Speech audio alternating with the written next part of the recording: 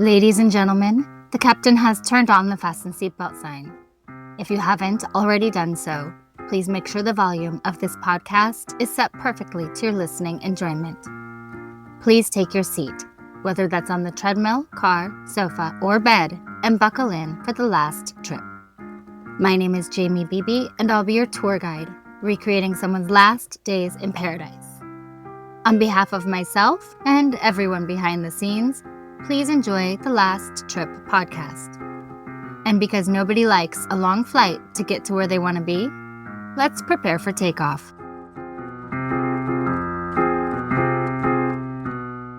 In the fall of 2017, Enrique Garibay Ruiz, an accomplished physicist, mathematician, and writer, boarded a plane from his home in Budapest and landed in the United States, first visiting New York and then making his way to Los Angeles. He told his family it would be a short trip. He checked into a hostel in Los Angeles and said he'd be home soon. But Enrique never made it home.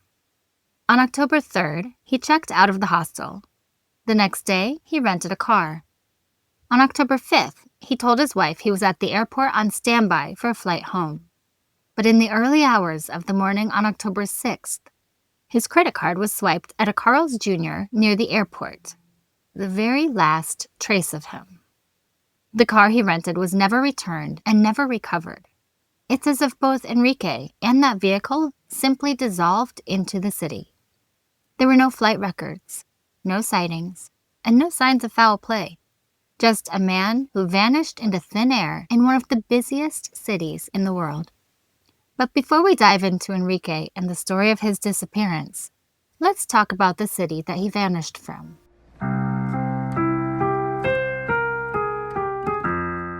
Los Angeles is a city of contradictions.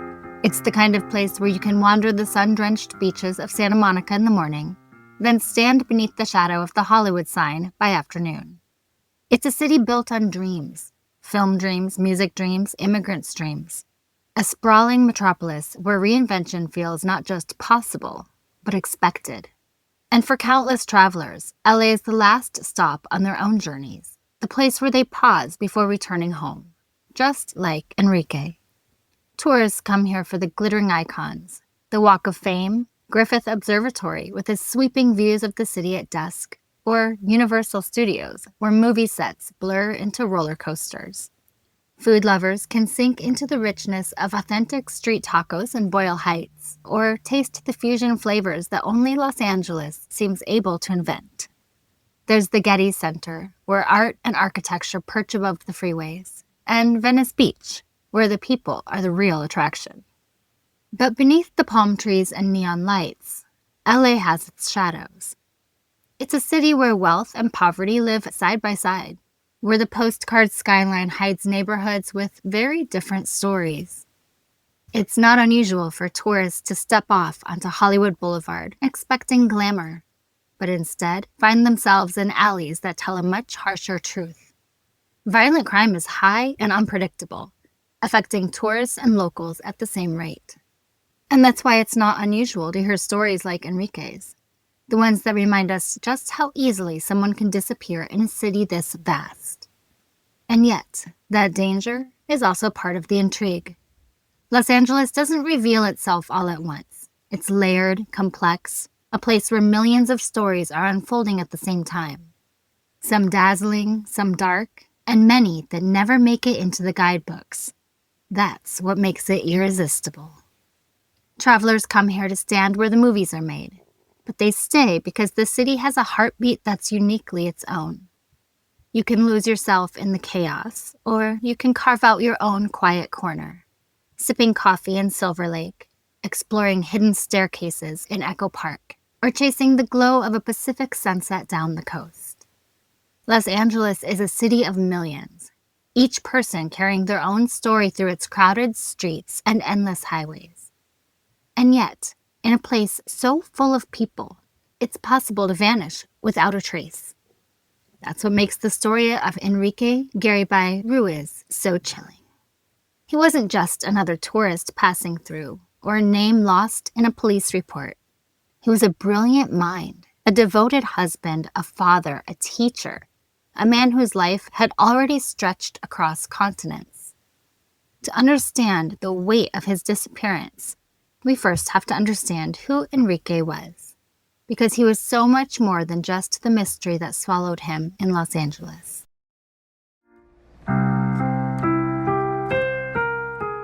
Enrique Garibay Ruiz was born on April 3, 1966, in the historic city of Guanajuato, Mexico. His roots stretch across continents. His maternal family came from Cantabria, Spain, and even as a boy, he carried both the curiosity of a scientist and the faith of a deeply Catholic upbringing. After completing his studies in Mexico, Enrique's brilliance earned him a scholarship to study nuclear physics at the University of Debrecen in Hungary, which is where Enrique met Erica, the woman who would become his wife and his partner for the next 25 years. Enrique later traveled to the United States, where he earned a PhD in computational neuroscience at Brandeis University in Massachusetts. His research bridged disciplines: physics, mathematics, computer science, and the mysteries of the human brain. With his degree in hand, he returned to Mexico to teach at Monterrey Institute of Technology on the León campus in Guanajuato. There, Enrique wasn't just a professor. He was a mentor, a guide, a man who loved passing on his passion for learning. He and Erica raised their children in Mexico for 9 years before life brought them back to Hungary in 2010 to be closer to Erica's aging parents. Now, to every measure, Enrique was a man of intellect and compassion. He was fluent in 4 languages, a gifted teacher, and a respected scholar. But he was also a family man. His wife and children describe him as loving, responsible, and deeply rooted in his faith. He cherished his sisters, doted on his children, and cared deeply for Erica. Those who knew him remember him as cheerful, kind, intelligent, and generous with his time. He loved football, or soccer here in the US, economics, philosophy, and above all, books. But Enrique was not content to live only in the academic world. He was a thinker who wanted to change things, to find ways knowledge could be applied for the good of society. In one of his most striking gestures, he even wrote to the King of Spain, proposing the creation of companies designed to ease the economic crisis there. His writings, books, lectures, and conferences were not just about science, but about connections, ideas, and human lives. He wanted to inspire new ways of seeing the world, to plant seeds that others might one day grow. As he put it, the goal of his work was not only to expand knowledge, but to spark improvements in people's lives, or at least help someone else do it. Enrique was also a traveler. He loved setting out on his own, wandering, exploring, an independent spirit with a restless curiosity. And yet, he always returned to his family, to his home, to the people who grounded him. That's why his disappearance is so hard to comprehend. A man with a stable family life, a respected career, and no history of trouble. No enemies. No debts, no hidden scandals. Just a devoted husband and father, a brilliant professor, and a kind soul who lived to teach, to write, to share, and to help. For most of his life, Enrique was defined by his routine, teaching, writing, and caring for his family. He was steady, reliable, deeply rooted.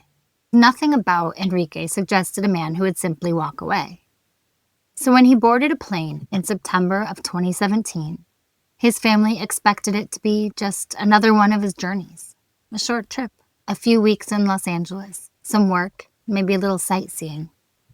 But while he was there, Enrique's well-ordered life began to unravel into mystery. His days can be traced through flight records, hostel check-ins, and a rented gray Toyota RAV4. And then, just as suddenly, his trail goes dark. Let's step into the final days of Enrique Garibay Ruiz and follow the timeline of his last known trip.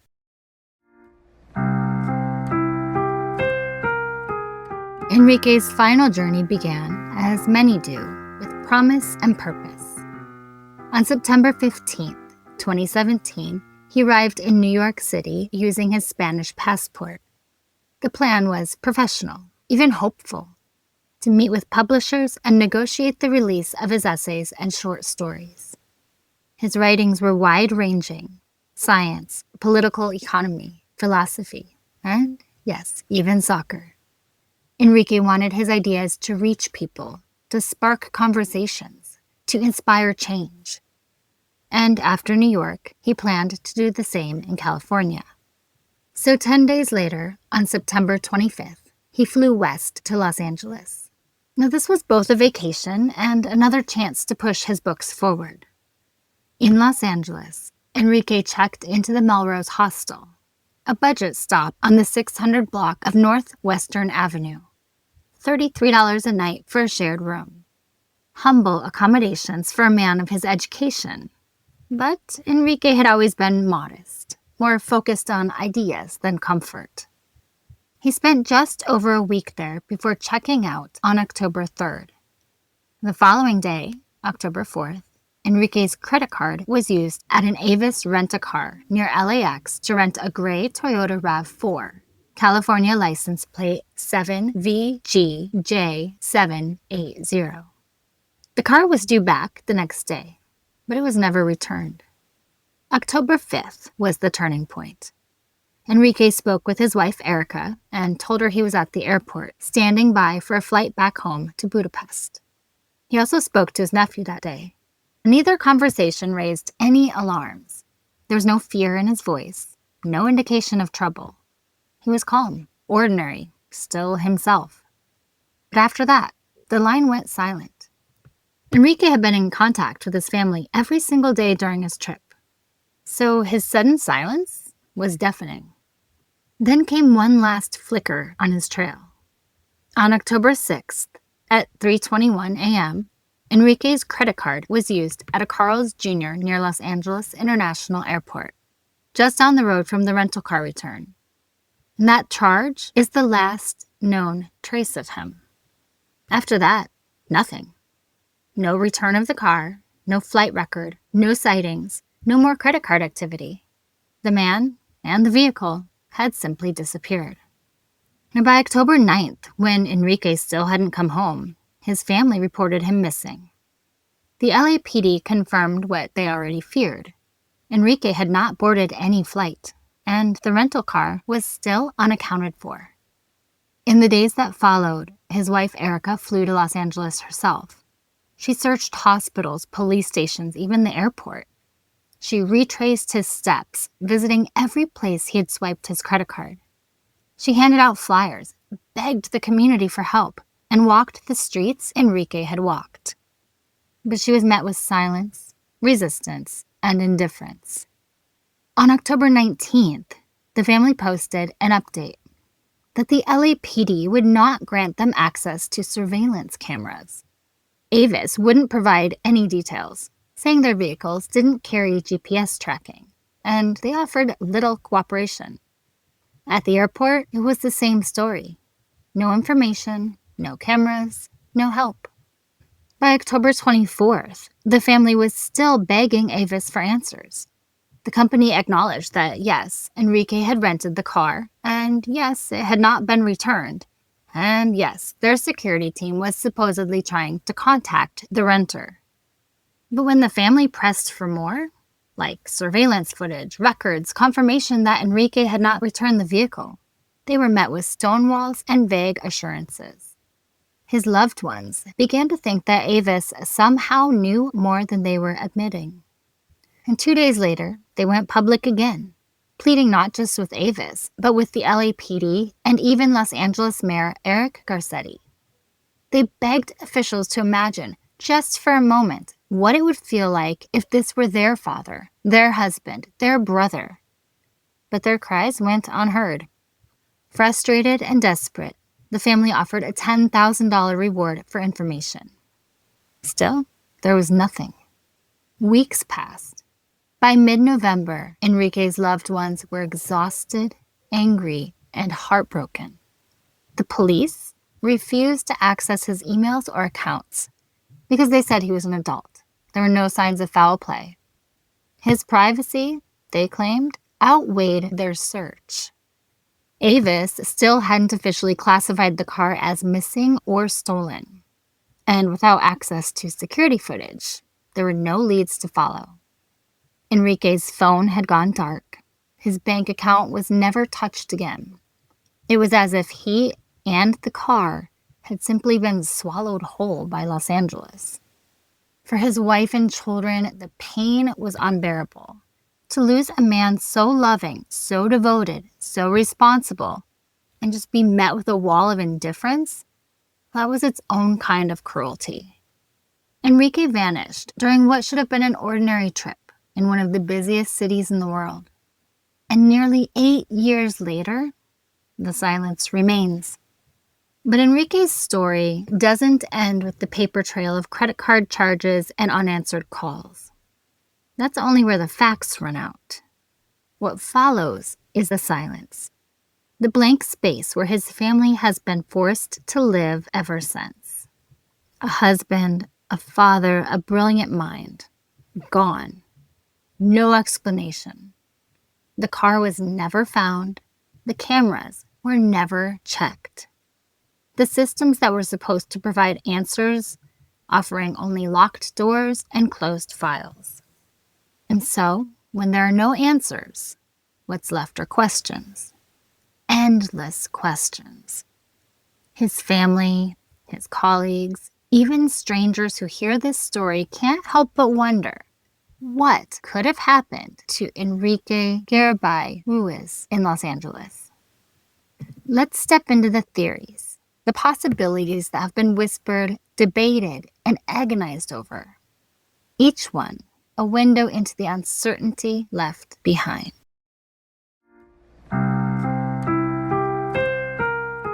When someone vanishes, it's natural to ask why. But in Enrique's case, the more pressing question seems to be how. How does a man with no history of instability, no criminal ties, and every reason to return home to his family simply vanish between a fast food drive-thru and an airport terminal? Investigators, family, and armchair sleuths have all weighed in. The theories range from grounded explanations rooted in crime statistics to wildly speculative conspiracies that speak more to the gaps in this case than to the evidence itself. And the strongest and most immediate theory is also the most chilling. Enrique may have been the victim of a carjacking. His last known activity was at 3:21 a.m., caught on a receipt at a Carl's Jr. drive-thru near Los Angeles International Airport. Now think about that moment. The dead of night, a man alone in a rental car, waiting for food in a deserted lot. For car thieves or opportunistic criminals, this would be a prime target.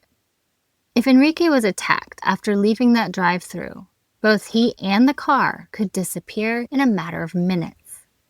Because Los Angeles is no stranger to car theft. Stolen cars can be stripped for parts, driven into chop shops, or simply abandoned in industrial areas where no one looks twice. The fact that Enrique's rental car has never been recovered, not even a trace, makes this theory tragically persuasive. If he was carjacked and killed, the car may have been dismantled or hidden so well that it simply vanished along with him. Another possibility is less sinister but equally final. Enrique may have crashed somewhere in the sprawl of Los Angeles or its surrounding wilderness. After all, he had a rental car with no clear record of staying at the hostel after checking out. It's possible he spent his final night in that car driving between destinations, waiting for a flight he wasn't yet booked on. Los Angeles is a city where hidden accidents happen. Cars plunge into ravines, down canyons, into reservoirs, places where they can remain undetected for years.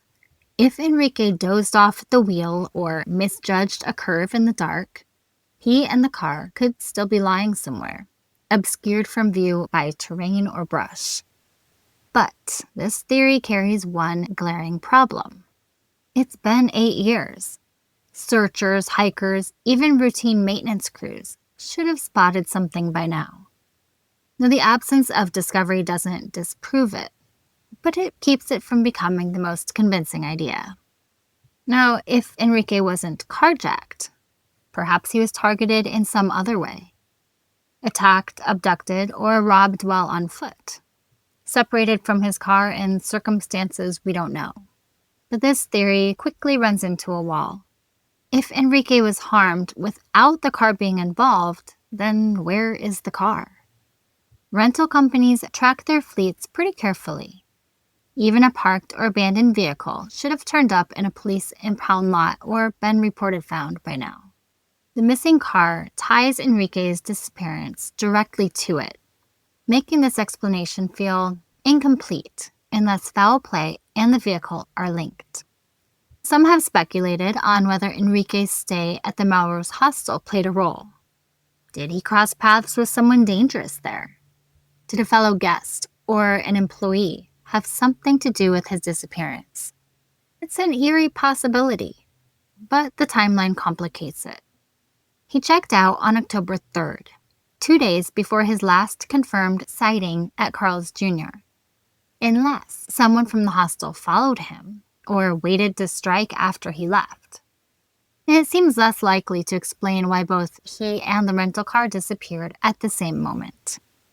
So, what about a voluntary disappearance? Now, this is the position that the Los Angeles Police Department leans on most heavily. According to their missing persons unit, any adult can simply walk away and ignore family, friends, associates, and employers.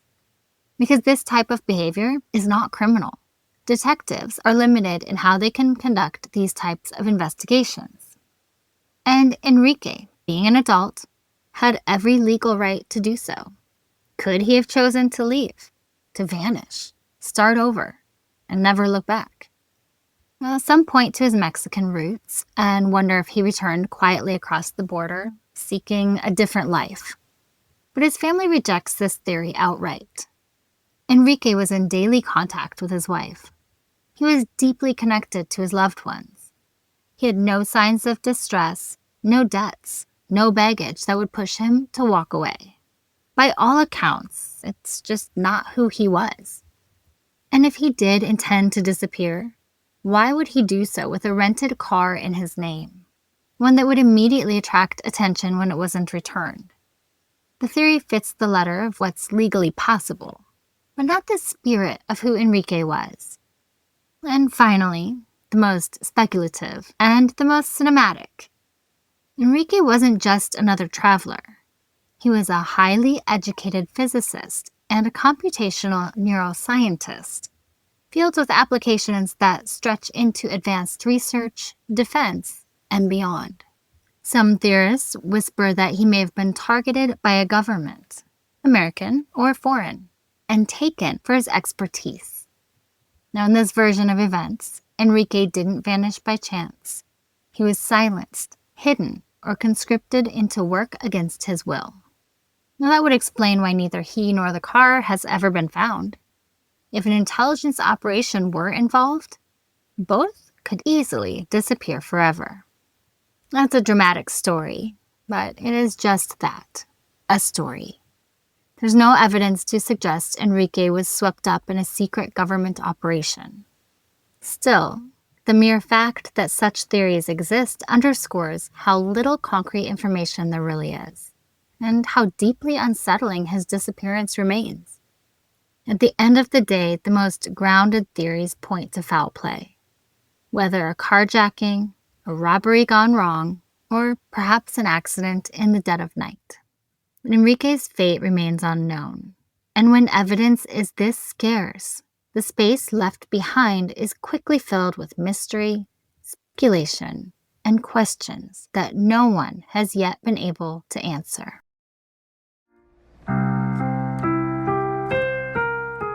We may never know what happened to Enrique. The possibilities stretch from the everyday to the unthinkable, each theory leaving more questions than answers.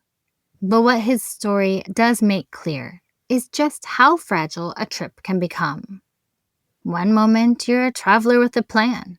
The next, you're a mystery no one can solve.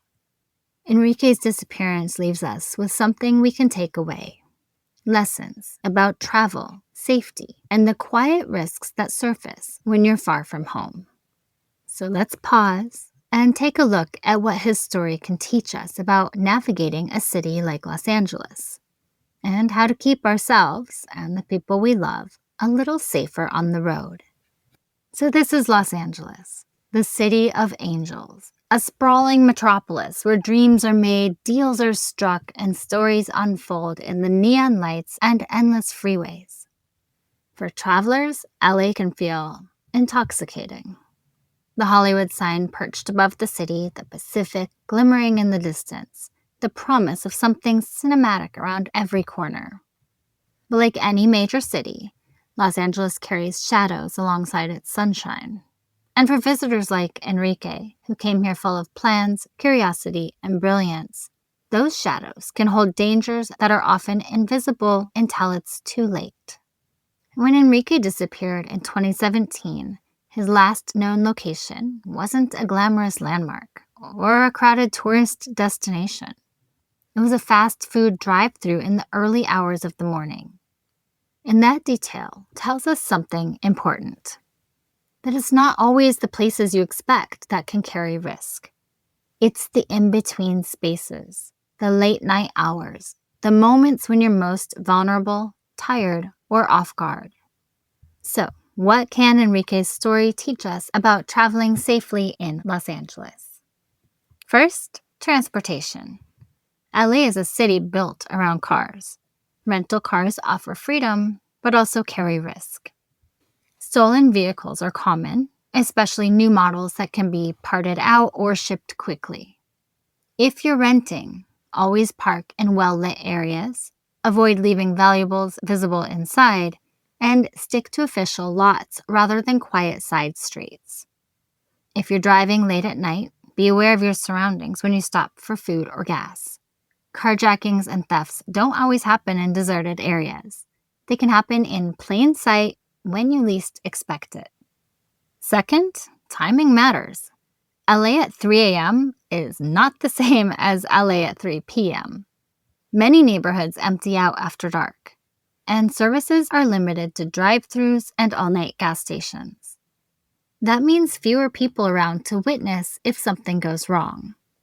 And if you're waiting for a flight or stuck between destinations, consider staying inside the airport or booking a short hotel stay nearby, rather than lingering in your car through the night.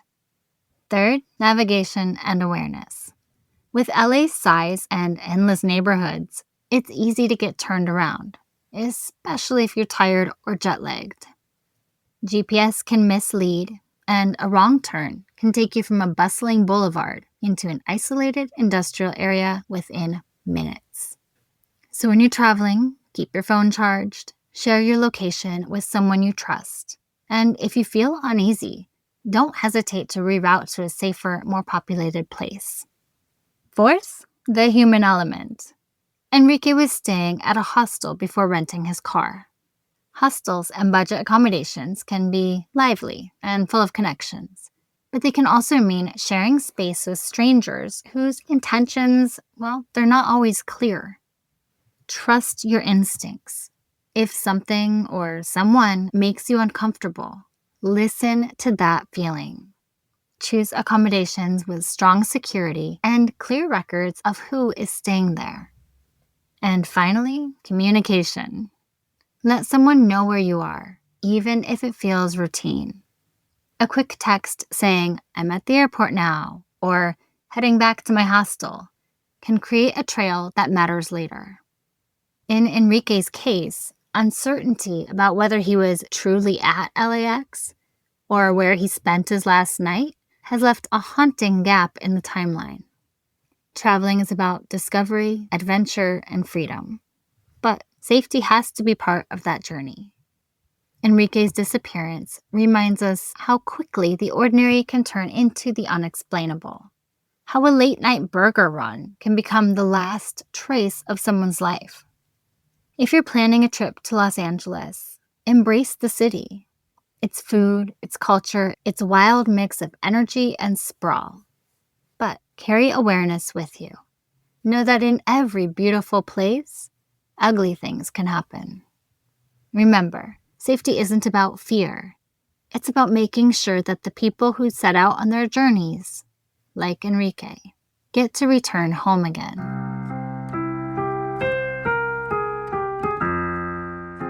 Enrique Garibay Ruiz was a man defined by brilliance, curiosity, and love. He wasn't just a husband, a father, and a brother.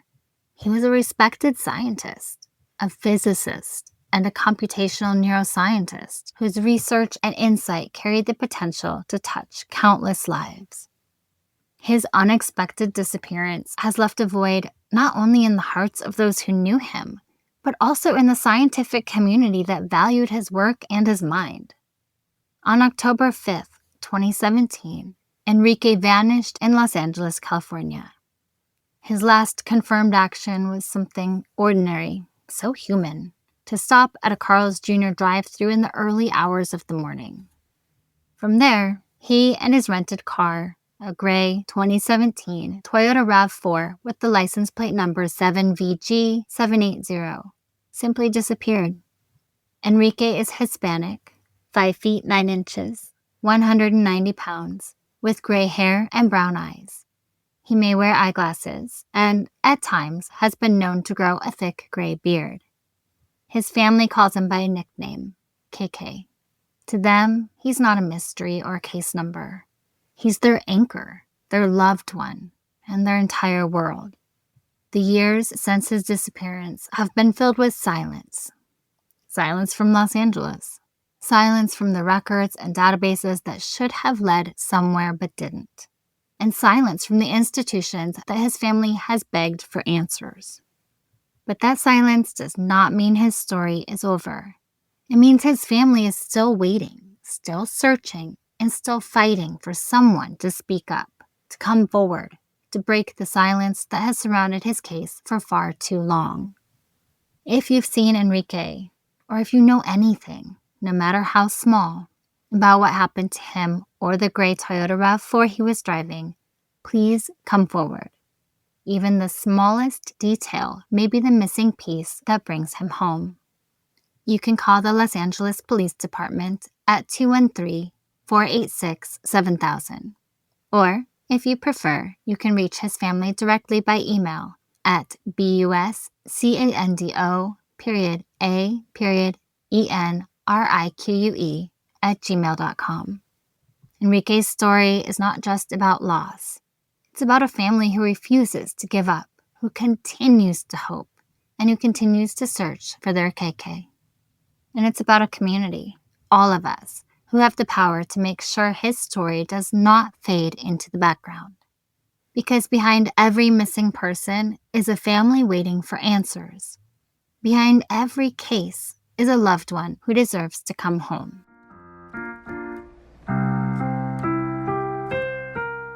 And finally, remember to leave a review and rate this podcast 5 stars if you like the show, or hell, even if you don't.